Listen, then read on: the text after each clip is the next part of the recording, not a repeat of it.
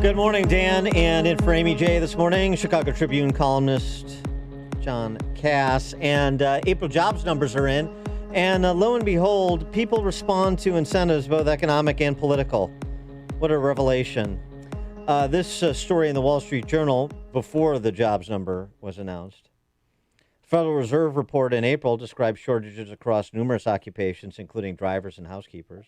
An April survey by job search site ZipRecruiter found that fewer job seekers felt financial pressure to take the first job offer they received, 35%, compared with 51% when the same question was asked in 2018. More than half the people surveyed said they preferred a job where they can work from home, and 45% said they would want that option after the pandemic abates. ZipRecruiter economists saying the pandemic has changed people's motivations. Employers may need to be patient as vaccines are still being rolled out and may have to become more flexible in order to find workers. And they're also more flexible. They had to bribe them. They got to pay more, and that's what's also happening. And then the political incentives. This story out of Maine. Employees at a Dollar General store in Maine quit this week in order to publicly protest capitalism. They put a sign on the door after they walked out, closed indefinitely because Dollar General doesn't pay a living wage or treat their employees with respect. Google General strike and learn how we can take our power back, another sign said. Yeah. Capitalism will destroy this country. If you don't pay people enough to live their lives, why should they slave away for you? Read another sign. Good times in the labor market. If you pay people to sit home and watch Netflix, that's what they're going to do. And when you expect, and that's what they're going to do. And so when you expect 978,000 jobs to be created in April and you get 266,000 and the unemployment rate actually goes up, there's your explanation. For more... It's probably Trump's fault. More depth on this, we're pleased to be joined again by our guy, Scott the Cow Guy Shilady, Fox Business contributor. Scott, 978 projected, 266 recorded. But America's building back better, I understand. Well, I think they renamed Dollar General to Ruble General, so that's been taken care of. Boy, this is a mess. I mean, all of the talking heads are trying to find an excuse, and it just might be the fact that we're paying people to stay home, and the government's the biggest competition for our workers right now. And that could slow things down. I think there's still some big unanswered questions like, hey, Biden wants to spend all this money trying to get people back to work because he thinks the economy is suffering. Arguably, there's parts of the economy that are on fire, and they should be because we're just opening back up. But at the same time, you want to try to restart your economy. You want to tax it to death. I mean, there's so many hypocritical things, both with the pandemic and with government policy right now, that I think people's heads are spinning, and this is a perfect example of it when we get numbers like these, because, most of the people you'll speak to would say that, things are on fire. And I get a little frustrated about that because, nobody on this earth has ever seen a $28 trillion economy be shut down to zero, and nobody then has seen one get started back up. So if we don't have numbers that are on fire, I would be worried, right? So it's like they're trying to associate all this great news with a new technology or we've invented something bigger and better, but all we're doing is reopening. I mean, I can't get that excited about it. We're reopening something that should have never been shut. And yes, maybe there are some pandemic winners and losers, and maybe we did move around and change people's behaviors a little bit. But you know what? Stop celebrating reopening. I don't understand. This economy, when I hate it, when this economy is on fire, well, hello, it should be. We just turned the gym lights back on. You know what this calls for, I think? Another $2 trillion in stimulus. Well, I mean, it'll be 10 Make it at 4. least. It'll be 10 at least, but when it's over. And I'm not a big fan of the Fed. I usually will fade the Fed. I don't agree with a lot of what they do, but this time I think they might actually be right because, by going softly and kind of waiting. This is now going to back up everybody's expectations about when the Fed might move or maybe even start to even think about tightening rates. So you're going to see the markets kind of digest that today and think, oh, wait, this is going to mean the Fed's going to need more input. So it might take longer for them to maybe even hike rates. So you might see some funny stuff. And we already saw the 10-year yield dip below 150, which is just confounding all the smartest people out there. But I think this: we're going to wake up next spring having spent at least $10 trillion we didn't have.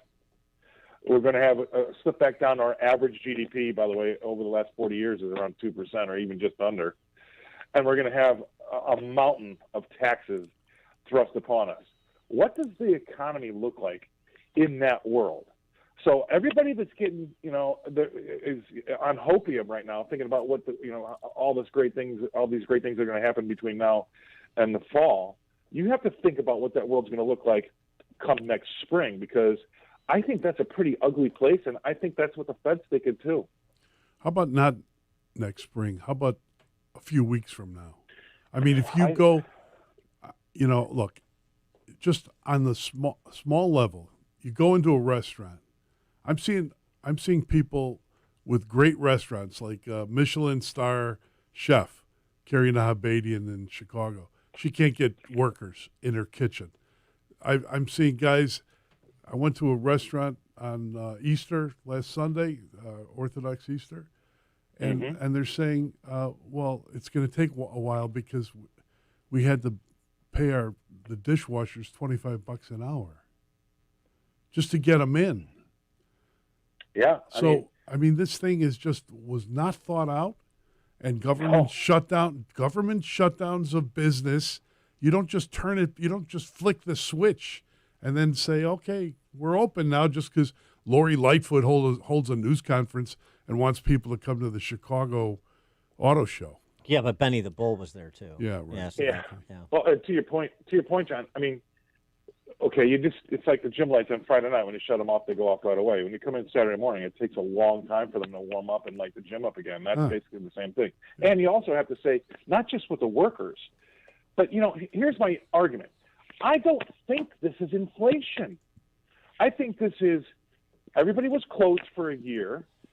They opened up their restaurant for the first time Friday night at 6 o'clock. 150 people sat down and all ordered at the same time.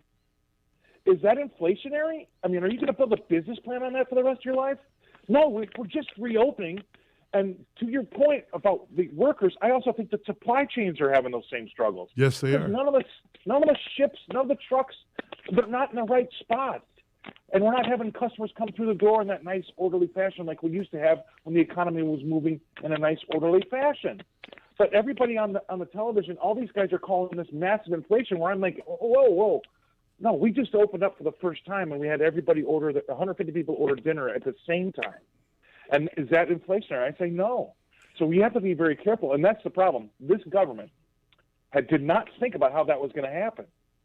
And so, I mean, obviously we should have never shut down in the first place. Exactly. But even this garbage of we're going to open you up to 60 or 70%. Oh, thanks for letting me go out of business slower.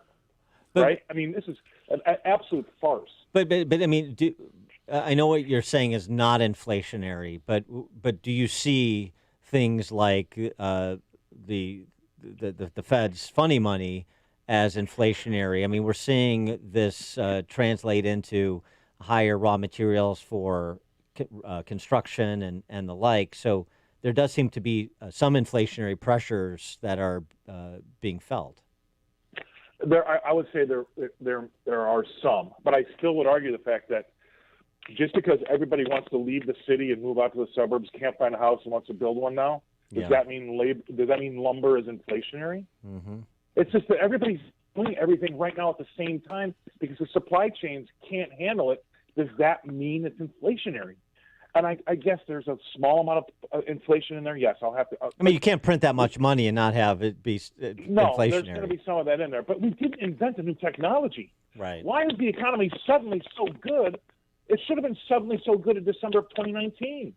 What are these people saying? They're trying to tell me that something changed over the pandemic, that this economy is now on steroids. What changed except for the fact, yes, they did give out a lot of money, but a lot of that money's been spent. So I'm still, yes, I'll give you a little bit of inflation. I will.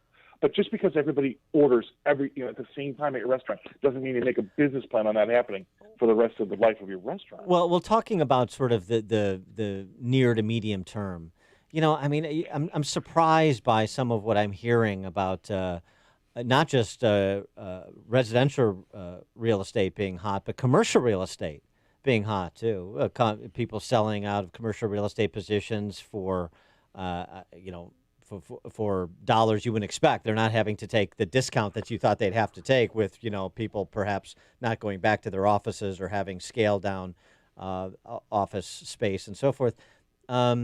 But at some point, I mean, does the bottom just drop out of this when we realize the implications of all these things that are being done, that were done all at the same time, both in terms of lockdowns and the funny money and now the reopenings?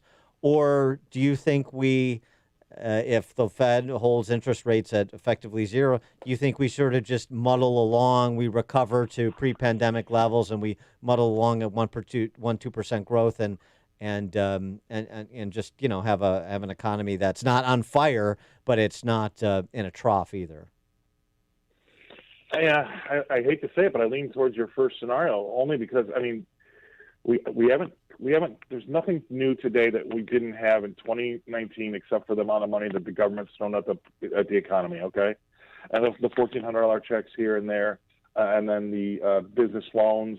But I would say that those are all temporary. Yes, they can be mildly inflationary, but again, there's something that, you know, I rule my life by common sense, and something doesn't sit well with me, and that's this: we haven't invented a new technology. We haven't substantially change the way we run our economy. But everybody and their brother on television is saying this is a rocket ship. Well, it better be. We're reopening. But tell me what's different about this reopening in the economy than we didn't have in 2019, except for the government money. And yes, there's some funny money there.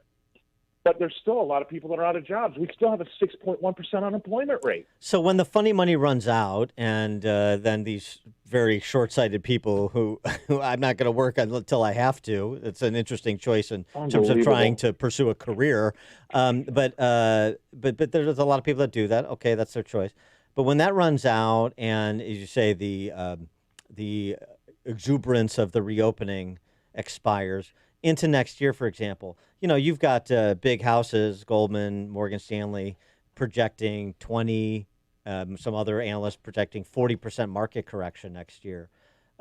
Maybe not then. Maybe the consequences of all this won't be as bad as we think in terms of a bottom dropping out.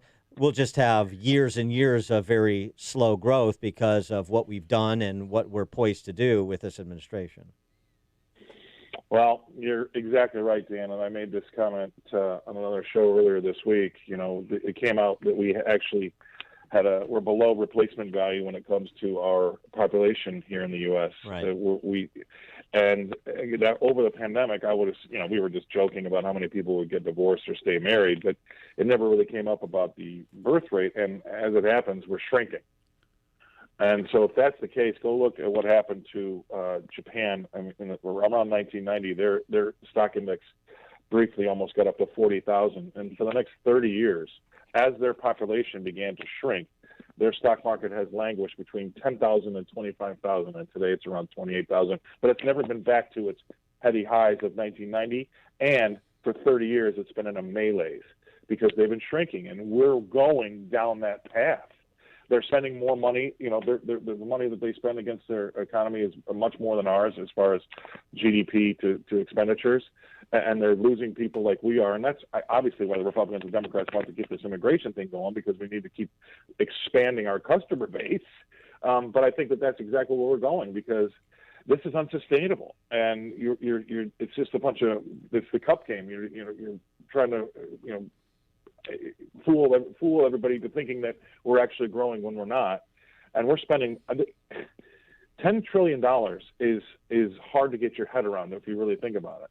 And this guy is proposing things like the capital gains tax to raise $370 billion over 10 years. Really? $37 billion a year, and you just spent $2 trillion last week? Right. Nobody looks at the numbers and compares them.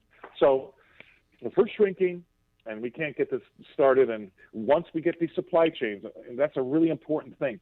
And just because you can't get something delivered right now, or you can't get your meal done right now, or you can't get your dish, it's because everybody's doing everything all at once. And that will sort itself out over the next 18 months. But when it does, and we look to the left and we look to the right and go, ooh, we're only going to be growing at 2.5%. We have $10 trillion we spent that we don't have. And look at these taxes. What do you think that world's going to be like? So I'm not very bullish. So now let me ask you the question I always ask you: is now the time for me to put all my money in Dogecoin? Is it now? I'm not touching it. I've got too many licenses to lose with the regulators. I am not going to even talk about it. Scott, the cow guy, Shalady, Fox Business contributor. Scott, thanks as always. Appreciate it. All right, see you. Thanks. See you, Scott. You joined us on the Turnkey.Pro answer line. Hear about the big stories of the day, then talk about them right here on Chicago's Morning Answer on AM 560. The Answer. Is your sump pump working? Are you sure? Hi, I'm Roy Spencer of Permaseal. After every big storm, we get calls from distressed homeowners whose basements have flooded.